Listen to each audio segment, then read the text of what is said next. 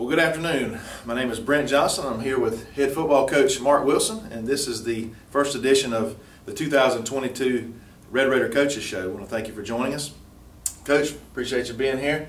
I already had to apologize to Coach that I forgot to wear my red, black, or white Red Raider shirt. I was fortunate this is not Screven County colors this week, so I apologize for not being a little more Red Raider-ish for the first show. But as we start off, Coach, you know, you've been here for, I don't know, about 6 or 8 months, yeah. Almost 9 months. And I know you've been around town and talking to folks, and you've seen people, booster meetings, those types of things. But I'd like for you to give us a little rundown again about yourself, your history as a coach, and just as a man. Yeah, you know, I've been here since February. Got in the weight room with the kids, and they've worked real hard and got after it. The community's been great. The support's great. Probably one of the best. Like I said, I've been doing it a while, so this is my 34th year coaching. Wow. My 31st as a head football coach, and I got started out pretty young. I got thrown in the fire. So somebody was asking me the other day, well, you've been the offensive coordinator, defense coordinator when you grew up?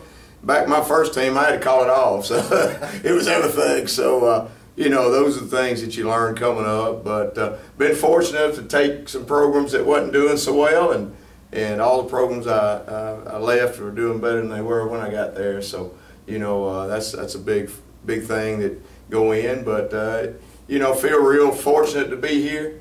Bacon County and Alma is a great community, and I've done nothing but have great time and great time meeting everybody. Well, I know you've part of moving over here, you finally settled in one place or a spot. Tell us a little bit That's about right, yeah. You know, when I first got here, it's hard to find housing in Alma. So finally got a house. Mr. Glover Scott allows us to rent, and it's great. Finally got my family over here, all of them, and that's big. You know, when you're part of your family, you're over there by yourself, and it's rough. You know, and going back and forth on the weekends, and finally getting settled. That's been real big. Well, that's going to make a huge difference. Just to settle you again as a father, a husband, grandfather. That's right. You know, anytime you and I trust me, I know, and I'm not quite as old as you are, but you know, when your family life is somewhat even keel, then your professional life it helps that along the way. So we're glad that you're able to settle in our community. Glad to have you here. You know, we some circumstances last year, I won't even get into that, that snowballed, and long story short, you're here, and I don't think, personally, and I've told other people, I don't think we could have had a better person and staff to come in and do what you guys have done with our program. So we appreciate you being here. Coach, tell us a little bit about, I want you to talk a little bit about your offense and your defense. Start with our offense, the scheme, the things you want to try to accomplish. You know, as far as you know, over the years, you know, you see coaches come in and they'll have a certain scheme they've run their whole career, or they'll come in and they evaluate their talent, and then choose the best offense or defense for the players they have. That's right, and we came in and knowing.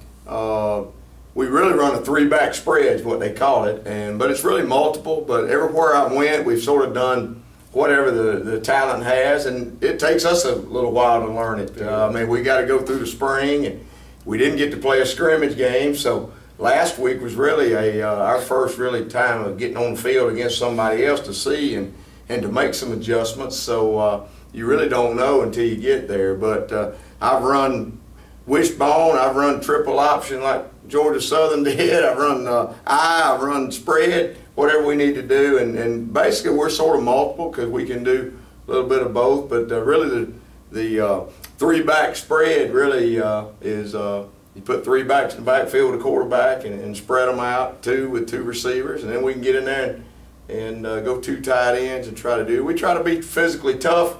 We've worked hard in the weight room, and we've got ways to go there, but the more time we spend in there, the better it takes. I always tell them it's building blocks. You got to put something in there every day, and then you start building, and then you can build a wall, you know, that nobody can break. And so that's what we're trying to do. And you know, saw some bright spots last week in that in the offense, things that we can definitely work on. We missed some big plays by 6 inches or a foot, Right. being a big play. So those are the things that we try to do on offense. Tell us a little bit about your offensive coordinator. I don't think he Yeah. means much to you. Does he? Yeah, my son Matt, the offensive coordinator, and Matt played for me. He knows sort of what it is, and then he coached for me when he was in college at Bryan County when I was there, and then he came here He did. and coached when he first started out, his first time teaching and coaching, and then I was able to get him at Taylor County with me, and but he does a good job, knows what I want. And I'll be honest with you, I've sort of let him. At Bryan County, we ran the 3-back spread, and it was successful for us there. And I sort of let him sort of pick what he wanted to do and what we thought would be good for here. And so that's what we're doing. Well, we're excited about Matt, potential him coming back. I think maybe more so because we didn't know you personally. Right. That's right. But I remember telling you we had that round robin interview thing here at the high school back in January that I sure thought a lot of Matt, and if as good a guy as Matt was, he had to have a great dad too. So, and I think you've done a fine job raising him. And now that we see him with his young family, they didn't have any kids when they left, and now they come back with a house full. So again, we're excited to have him back as well. He's always been a good boy. He never gives us no trouble, and always did just a good a quick boy. note, I think next week or in the progressive shows, we'll talk a little bit more about position coaches and that sort of thing. But just mention your other son. Yeah, my other son Ty, he is doing our wide receivers, and he played receiver for me in school, and then he kicked for me also, so he's working with the kickers. I think when he was in high school, junior year, he was ranked 12th kicker in the nation. Wow. And he could pop it pretty good, and he had an injury to his hip and couldn't play his senior year. Wow. So, but he's with us, and so we're glad to have him too. Well, I had no idea. We learned something new. I'm glad we talked about that. How about a defense, Coach? Yeah, defense. So we play a base out of a 3-4 defense. I think most people would, Alabama plays it, Georgia plays it, some teams like that everybody knows a little bit. We try to be multiple there too. I mean, in a 3-4, you can get in a 4-man front, you can get in a 5-man front. That's right. You can pretty much be multiple in your coverages, and that's a part of us learning that too. And then defense is just effort. We got to play with effort and be in the right gap. And those are things we saw in the game that we got to do a little bit better job of. But the kids played hard, and those things like that. Coach Thad Williams is our defensive coordinator. He was at Appleton. Well, he was here too. He was here too. Yeah. And and that's the thing that got me, that even interested me in the job, was they had glowing things. I mean, say about Bacon County, they loved it here. And so I got both of them to come to Taylor, so I felt sort of bad. Well, I was the one that took y'all away, but they've always talked glowingly about it. And but Thad was at Appleton County the last 3 years, I think. He came with me at Taylor for 2, and then came to Appleton for 3 as a DB coach. But he does a great job, great with the kids. Great with relationship building. Yeah. And I got a great staff in that. They're young guys. I'm old. Yeah. But they're young. So well, they keep me young. I've described that to other people. Some folks will catch you on the street. What about this new coach? So I said, well, we got a father-like figure, an old school guy that you can. He's got the coach's voice now. I'm telling you. If you're within a couple 100-yard radius, if you're on campus outside and they're at football practice, you can hear this guy's voice, and which is a good thing. And then you got a young staff. I think it's very energetic. Yeah. I messaged Matt Saturday morning, and I said, listen, buddy, there's 2 things I took away from that game Friday night that was a highlight to me. And the first one was the amount of energy that was on the sidelines, not just from the players, but more specifically from the coaches, how they were just running back and and coaching the kids and just excited, good times and the bad times. That's what's going to hold these boys together. And the second thing is the last 2 plays of the game. Coach, we called a timeout. We had tried to get a first down on that 4th down play, didn't execute it, and the boys could have just fell on their faces. But they went back out for 2 more plays, and they stopped them from scoring. Right. They didn't have to do that. They did. I've seen it over and over, not only here and on TV and other places where you have a big downer like that. You pretty much knew the game was over. They could have just stayed on their heels and let that big running back run in there for another touchdown, but they didn't. So I was super showed a lot of character in their part and a lot of heart. And one other thing about Thad, we're glad to have him back too. Another great guy, and you say relationship building, and that's what he was able to do when he was here. even as just a positions coach. But now when he's got a larger role to play, I'm just excited to see what both of those two young coaches are going to do here at Bacon County.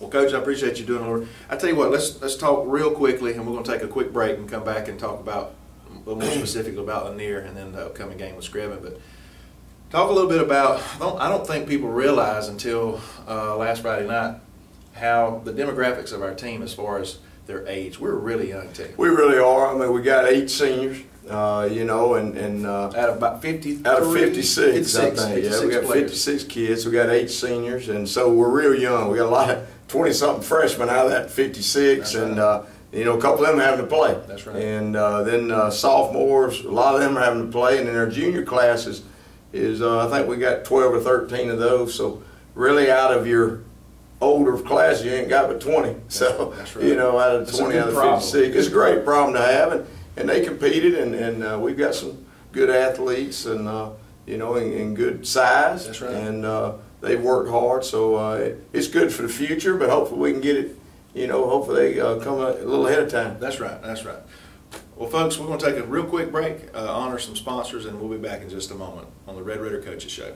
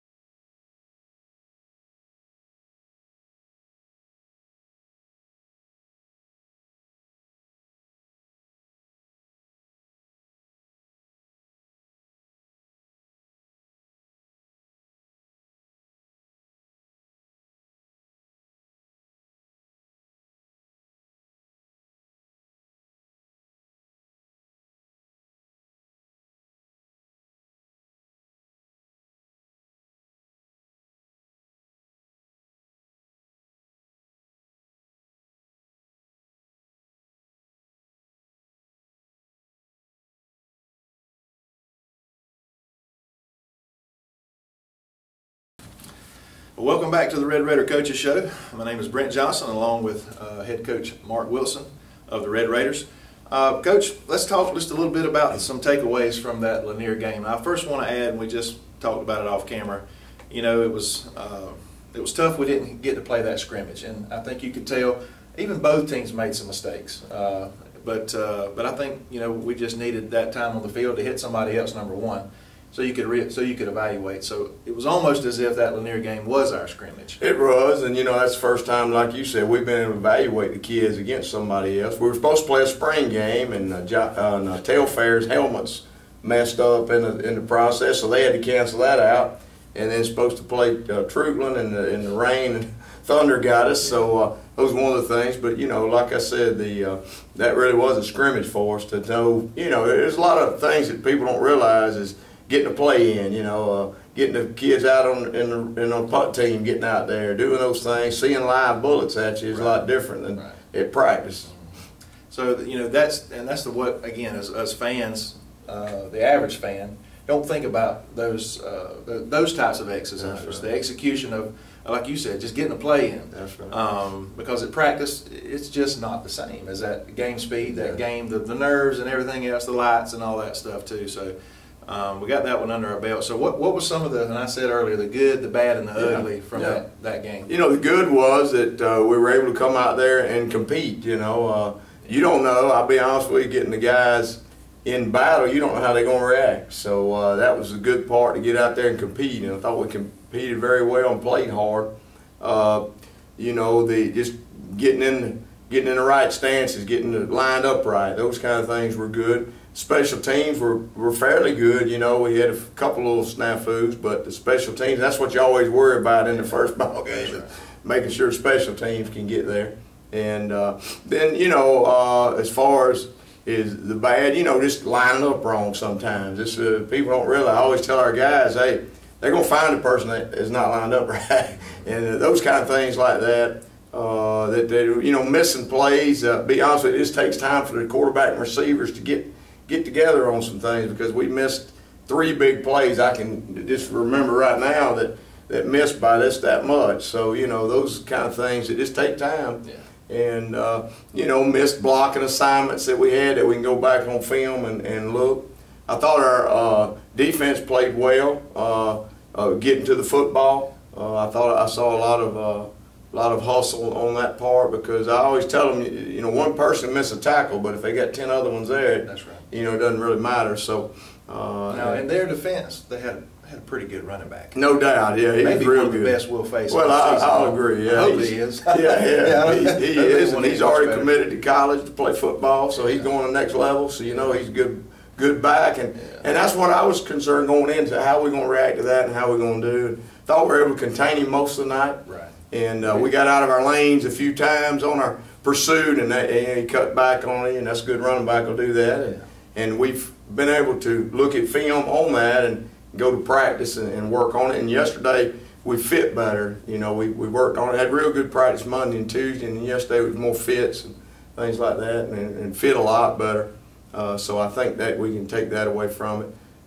You know, and then like you said at the end, you know, I've coached a lot of teams that would just have their head down and let them score, you know, and our guys didn't do that. So that showed me a little character and a lot of heart that we can build on, you know. That's right. Those are the things that I took from the game. Well, and that's a lot of what I think most of Raider Nation took from that game. Is you know, that it's like a song. You remember the beginning and the end. That's right. You know, the beginning of the game and the end of the game. And I that really stood out to me is how those boys bowed their back and made that stop.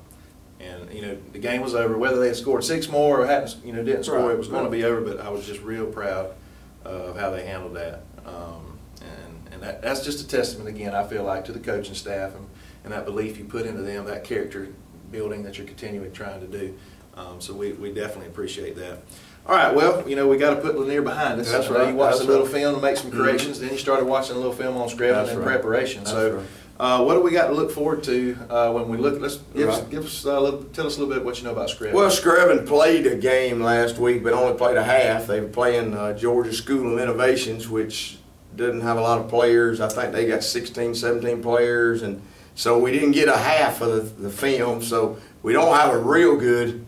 They didn't get to play a scrimmage. They didn't get to play a spring game, so they're sort of sitting there, and they had a game. So but we did get to see you know, a lot of their offense. Yeah, 57 points worth, I think. We got to see a lot of their offense. So they run the eye, and they got a real good tailback. Quarterback throws the ball well. They got some big linemen. Defense, they play a 3-3 stack defense, and you know, come get you. And they got some big linemen and real good skill guys. Screven's always had some good looking athletes, and they do. And you know, we'll just see what happens there. But you know, our coach has done a good job of scouting what we had, right? And we feel pretty good about that. Well, the last time we played Screven was, I think, 2012 in the playoffs. First round, we had to travel up there, and they had a really big tailback. Boy, he was a big guy, but you know, it was really tough to bring down. Right. We was pretty competitive the first half, and then they just kind of took us to the shed after Leaned on us. Leaned on us a little bit. So we're looking forward to them coming here, you know, to our house. Now, are they? I should know this. Are they double A? Or are they in? They're in the single A. The upper division like that's us. right. They're just in a different region. That's right. Just in a different region. But yeah, the Gamecocks will be coming to town Friday night, and you know, are we changing anything? Are you adding anything? Obviously, I don't want you to go into great detail. Yeah, we just tweaked a few things. You know, usually what we try to do on offense, we may add a formation or personnel group every week. So try to give when the team's looking at film or whatever, and try to do that. So we've done a couple of those things. Defensively, we just try to get better every week and do what we do, you know. But you got adjustments that you make on defense too. But nothing major. But there are a few things that we got. We're good. Yeah. Well, we just need a big crowd. Everybody get out, and you know, we've got great facilities, and everybody's excited. And you know, I always tell people they got to give us. You got to take a little time. Everything can't come right off the bat. It's a building process. And I can see, because I've done this several times, yes, sir. I can see that we may be a little ahead of where I've been in the past, so hopefully it gets going a little faster. But they, everybody just got to be patient, and these kids are learning something new every day. That's right. And they've done a great job in that. I'll be honest with you, I've been so impressed with our kids. We got great kids here. Yeah. And that means we got great parents. As always, a reflection of the parents to me and the community. Community's been nothing but great to us, and I think our kids eat more than anybody I've seen, but and they enjoy it. But so do the coaches. But people have given us a lot, and it shows a lot of pride. So we're looking forward to that. Well, if the folks will turn out Friday night like they did, plus because it's a varsity game. Yesterday at the middle school game, that was a really good crowd. Yeah. Athlen brought a good. We had a good gate. That's going to be good for athletics. Athlen was probably 3/4 full on that wayside, and we had a big crowd supporting that middle school team who competed very well with Athlen County. No doubt. Come right down to it, and we got a brand new sound system at the stadium. We tried it out yesterday, and so we'll be rocking it. Yeah, it's Friday good. night. I couldn't hear myself at practice, so it's a good sound system. So with the jumbotron, some things going on there for entertainment value, and so we want you to definitely come out as a coach. Encourage you to do it. Support these young men as they're continuing this track to. Just to be the best that we can and just compete, just be able to compete. Well, coaches, one last thing here that it stuck with me since last week. Matter of fact, our church, and I told him earlier, we normally try to recognize obviously the sponsors for the boosters and these types of things, but also for the meals, the churches and stuff. I'm not prepared to provide all the details to those. I can say that at Pine Level Free Will Baptist Church sponsored the game meal, pre-game meal for last Friday, because I was a part of that. That's my home church. My pastor was there.